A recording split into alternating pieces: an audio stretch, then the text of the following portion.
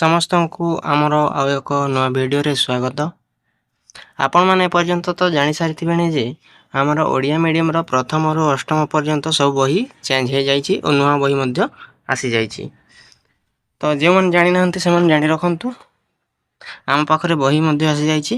ଏଇଟା ହେଲା ସପ୍ତମ ଶ୍ରେଣୀର ପାର୍ଟ 1 ଗଣିତ ବହି, ଯାହାର ନାମ ହେଲା ଗଣିତ ପ୍ରକାଶ। ଏମିତି କିଛି ଅଛି।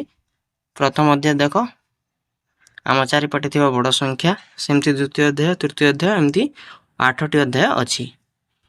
ଆଜିଠାରୁ ଆମେ ଆରମ୍ଭ କରିବା, ଗୋଟିଏ ଗୋଟିଏ କରି ସବୁ ଆଲୋଚନା କରିବା। ଏଇଟା ଆମର ସପ୍ତମର ଗଣିତର ପ୍ରଥମ ଭିଡ଼ିଓ ହେବ। ଦେଖ, ଏଥିରେ ନୂଆ କଥା ହେଲା ଯେଥିରେ କିଛି ଅଭ୍ୟାସ କାର୍ଯ୍ୟ ନାହିଁ। ପାଠକୁ ଆଲୋଚନା କରିବା, ତାପରେ ପେଜ୍ ଅନୁସାରେ ଏମିତି ଦେଇଛି। ତ ଆମେ କ'ଣ କରିବା, ଅଭ୍ୟାସ କାର୍ଯ୍ୟ ନାହିଁ, ସେଥିପାଇଁ ଭିଡ଼ିଓରେ ମୁଁ ଥମ୍ବନେଲ୍ ଲେଖିଦେବି ଯେ ଏଇ ପେଜ୍ରୁ ଏ ପର୍ଯ୍ୟନ୍ତ ଆମର ଆଲୋଚନା ଏଇ ଭିଡ଼ିଓରେ ହେବ। ଦେଖ, ଅତି ଛୋଟ ଥିବ ଏଇ ଆମର ଭିଡ଼ିଓଟି, ବହୁତ କମ୍ ଆଲୋଚନା କରିବା ପ୍ରଥମ ଭିଡ଼ିଓ ଯେହେତୁ। ଦେଖ, ଜାଣି ରଖ, ଆମେ ଆରମ୍ଭ କରିବା ଏଇ ଭିଡ଼ିଓଟି। ଦେଖ, ଆମ ପ୍ରଥମ ଅଧ୍ୟାୟରେ କ'ଣ ଅଛି ଦେଖ। ପ୍ରଥମ ଅଧ୍ୟାୟ ଆମର ପାଠ ହେଲା ଆମ ଚାରିପଟେ ଥିବା ବଡ଼ ସଂଖ୍ୟା। ଦେଖ କ'ଣ ଦେଇଛି, 1 ଲକ୍ଷ ପ୍ରକାରର ବିହନ। ଦେଖ କ'ଣ ଦେଇଛି, ରାମନାଥ ଆମ ରାଜ୍ୟର ବରଗଡ଼ ଅଞ୍ଚଳର ଜଣେ ଚାଷୀ। ସେ ତାଙ୍କ ଜମି ପାଇଁ ଧାନ ବିହନ କିଣିବାକୁ ନିୟମିତ ଭାବେ ବଜାରକୁ ଯାଉଥିଲେ। ଏକଦା ସେ ବଜାରକୁ ଯାଇଥିବା ସମୟରେ ରାଜୁ ଓ ସୁରଭି ଧାନ ସମ୍ବନ୍ଧରେ କଥା ହେଉଥିବାର ସେ ଶୁଣିଲେ। କ'ଣ କଲେ, ସେ କଥା ହେବାର ଶୁଣିଲେ ଯେ ରାଜୁ ଆଉ ସୁରଭି କ'ଣ କଥା ହେଉଛନ୍ତି।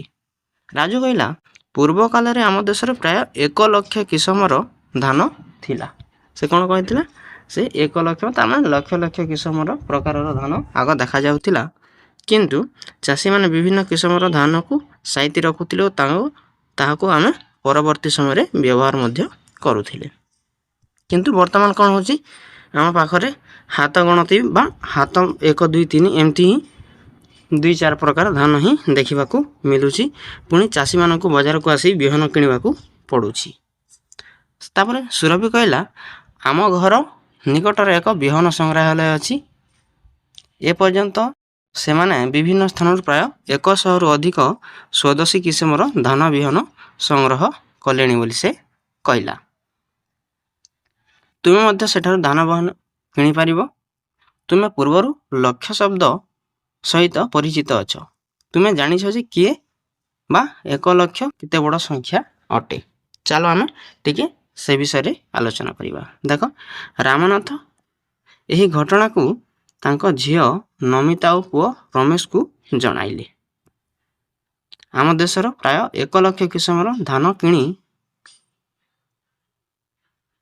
ରମେଶ ଆଶ୍ଚର୍ଯ୍ୟ ହୋଇଗଲେ। ଯେତେ ଲକ୍ଷର କ'ଣ ଅଛି, ଧାନ ଅଛି ବୋଲିକରି ସେ ରମେଶଟି ଆଶ୍ଚର୍ଯ୍ୟ ହୋଇଗଲେ ତାହାକୁ ଜାଣି। ସେ ବିସ୍ମିତ ହୋଇ କହିଲା, 1 ଲକ୍ଷ? କ'ଣ କହିଲା, 1 ଲକ୍ଷ? ଏପର୍ଯ୍ୟନ୍ତ ମୁଁ ମାତ୍ର 3-4 ପ୍ରକାର ଧାନର ନାମ ଜାଣିଛି। ଯଦି ପ୍ରତ୍ୟେକ ଦିନ ଆମେ ଗୋଟିଏ ନୂଆ ପ୍ରକାର ଧାନ ଚାଉଳ ଖାଇବା, ତାହେଲେ 100 ବର୍ଷର ଜୀବନ କାଳ ମଧ୍ୟରେ ତାହା ସମସ୍ତ ପ୍ରକାର ଚାଉଳର ସ୍ୱାଦ ଜାଣିପାରିବା କି ବୋଲିକି ସେ କହିଲା। ତୁମେ କ'ଣ ଭାବୁଛ, ଅନୁମାନ କରି କହ। ଯଦି 1 ବର୍ଷରେ ଯଦି ଆମେ ଦିନକୁ ଗୋଟେ ଗୋଟେ ପ୍ରକାର ଚାଉଳ ମଧ୍ୟ ଖାଇଲେ କେତେ ହେବ? ବର୍ଷକୁ ତ 365 ଦିନ, ତ 365 ପ୍ରକାରର ତା'ମାନେ କ'ଣ ହେବ, 1 ବର୍ଷକୁ ଆମେ ଚାଉଳ ଖାଇପାରିବା। ସେମିତି 2 ବର୍ଷ 3 ବର୍ଷ ଆମେ କେତେ ବର୍ଷ ବଞ୍ଚୁଛେ? 60-70 ବର୍ଷ ବଞ୍ଚୁଛେ। ତା ଅନୁସାରେ ଏମିତି ଆମକୁ କାଲକୁଲେସନ୍ କରିବାକୁ ପଡ଼ିବ। ନିଜେ ଏମିତି କାଲକୁଲେଟର୍ କରି କହିବ। ତାପରେ ଦେଖ କ'ଣ କହୁଛି, କିନ୍ତୁ 1 ଲକ୍ଷ କେତେ? ସଂରଚନାକୁ ଲକ୍ଷ୍ୟ କରି ତଳେ ଦିଆଯାଇଥିବା କୋଠରୀଗୁଡ଼ିକୁ ପୂରଣ କର। ଦେଖ, ଆମେ ଏଇଟା କରିବା। 3 ଅଙ୍କ ବିଶିଷ୍ଟ ବୃହତ୍ତମ ସଂଖ୍ୟା ଦେଇଛି 3ଟି 9। ଆମେ ସଂଖ୍ୟା ତ ଜାଣିଛେ ଯେ ଗଣନ ସଂଖ୍ୟା କ'ଣ, 1 2 3 4 5 6 7 8 9। ଆଉ ଏହା ମଧ୍ୟରେ ହେଲା, ଏଇଟା 1ରୁ ଆରମ୍ଭ ହୋଇଥାଏ ଗଣନ ସଂଖ୍ୟା। ସବୁଠାରୁ ଛୋଟ ସଂଖ୍ୟା ହେଲା ବା କ୍ଷୁଦ୍ରତମ ସଂଖ୍ୟା ହେଲା 1 ଓ ବୃହତ୍ତମ ସଂଖ୍ୟା ହେଲା 9 ବୋଲି ଏଇଟା ଆମେ ଆଗରୁ ଜାଣିଛେ। কোटा एक अंक विशिष्ट सेमती एक अंक विशिष्ट बृहत्तम संख्या जदि आम 1 जोग करदे कौन आसीज 10 आसीज 10 है सबुठ क्षुद्रतम संख्या 2 अंक विशिष्टर सेमती 11 12 एमती नहीं कि 99 पर्यंत गले 2 अंक विशिष्ट बृहत्तम संख्या आमको मिली जीव सेमती भाव कहूँ यहाँ को आम आउ एक जोग करदे ताहले आम कौन पाइबा 100 पाइबा जहाँकि 3 अंक विशिष्ट क्षुद्रतम संख्या हवा और 3 अंक विशिष्ट बृहत्तम संख्या पाइबा को आम 3टी 9 पर्यंत जावाक पड़ो जहाँ ये लिखाई आम आगु टी जानीगले जे अंक विषय एवं देख ये कौन देखिए देखा जे 3 अंक विशिष्ट बृहत्तम संख्या जहाँ हूँ 3टा 9 ताको जदि आम 1 जोग करदे ताहले कौन आसो 969 तुम 1 जोग कर लेख मुझे जानी सीधा लिखिदेवी 1000 आसो तो 1000 कौन हम 4 अंक विशिष्ट क्षुद्रतम संख्या आम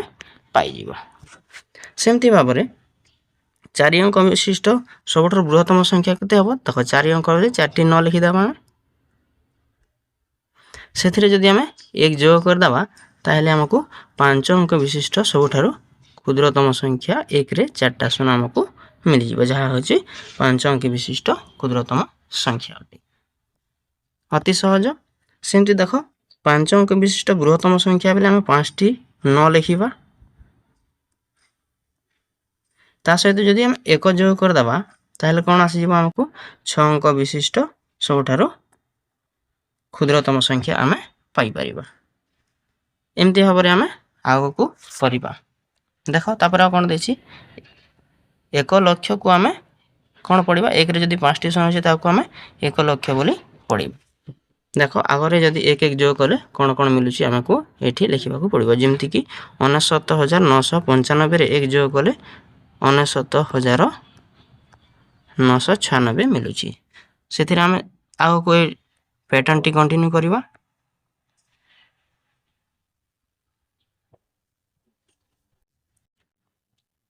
देख सेमती आम 1 जोग कले कौन हम 9 9 9 4टा हम आउ 7 आसो ये जदि आम फिर 1 जोग करदे ताबले 9 4टा आउ 8 आसो सेमती आम आग को एमती करी जीवा देख मु करुँची तुम खाली देखी 9 9 9 9 9 से फिर जदि 1 जोग करदे ताहले आमको 1 लक्ष मिल जीवो 1 रे 5टा शून्य तापर आउरी 1 जोग करदेले पैटर्न टा कंटिन्यू हम 1 रे 4टा शून्य आउ 1 आसो से फिर 1 जोग करदेले 1 रे 1 2 3 4टा शून्य 2 आसो से 1 जोग करदेले 1 रे 4टा शून्य 3 आसो आउ शेष 1 रे 1 2 3 4टा शून्य आउ 4 आसो जहाँ को आम 1 लक्ष 4 बोली पढ़ा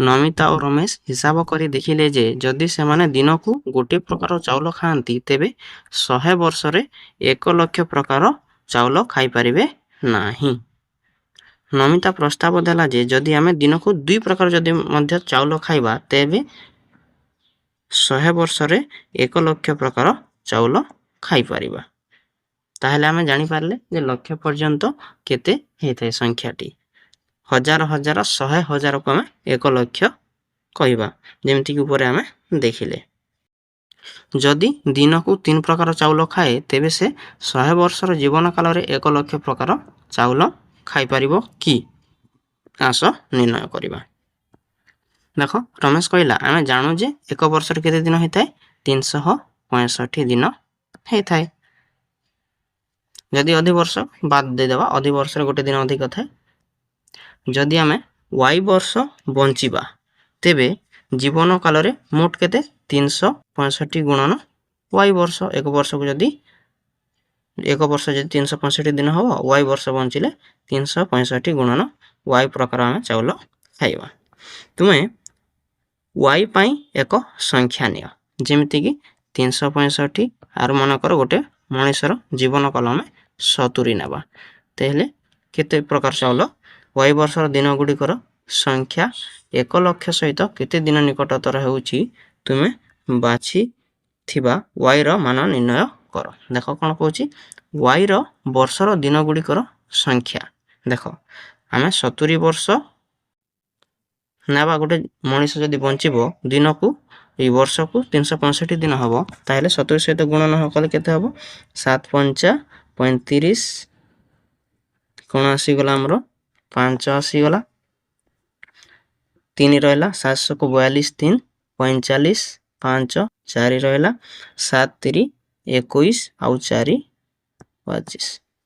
ତାମାନେ ଏତେ ଗୋଟେ ଦିନକୁ ଯଦି ସେ ଏକ ପ୍ରକାର ଚାଉଳ ଖାଇବ ତାହେଲେ ସେ ଏତେ ପ୍ରକାର ଚାଉଳ ତାହାର 70 ବର୍ଷ ଜୀବନ କାଳରେ ସେ ଖାଇପାରିବ। ଏମିତି ଭାବରେ ତୁମେ ନିର୍ଣ୍ଣୟ କରିବ। ଠିକ୍ ଅଛି, ତୁମେ 70 ଜାଗାରେ ଅଲଗା ନେଇକି କଲେ ଆନ୍ସର୍ଟି ଅଲଗା ବାହାରିବ। ସେମିତି ଦେଖ ନିଜେ କରିକି ଦେଖ।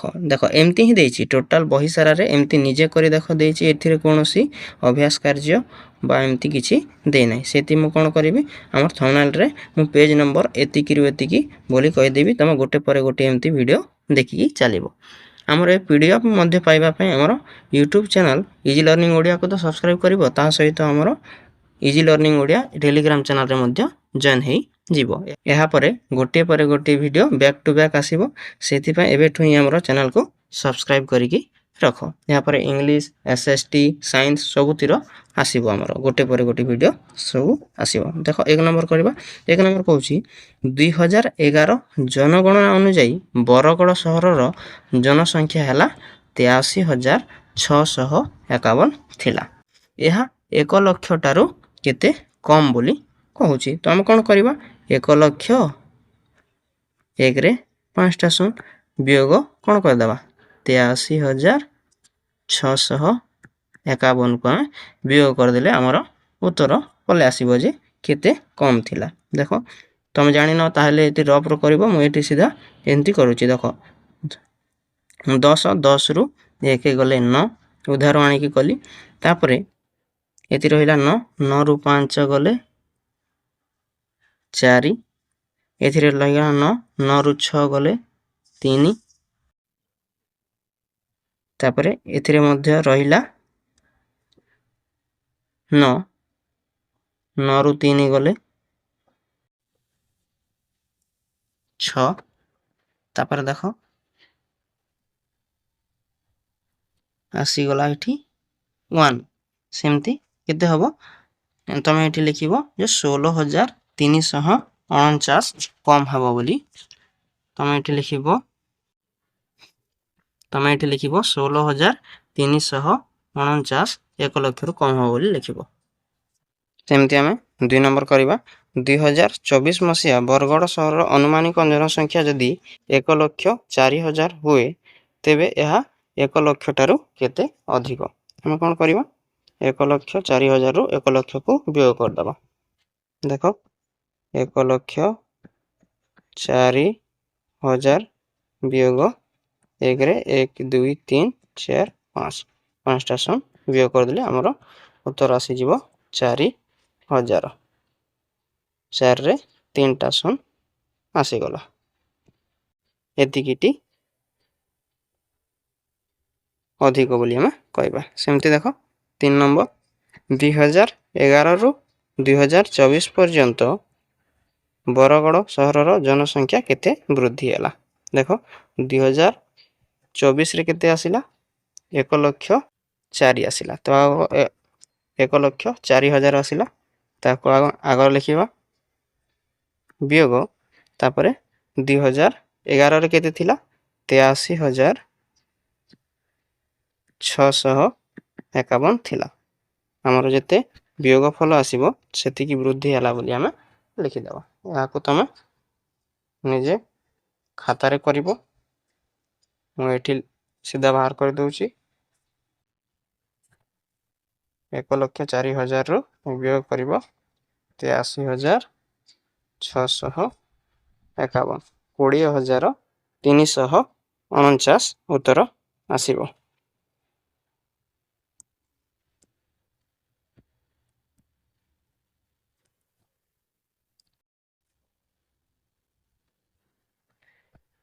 ଠିକ୍ ଅଛି, ଏ ଥିଲା ଆମର ପ୍ରଥମ ପାଠର प्रथम वीडियोटी अति सहज और छोटिया थिला।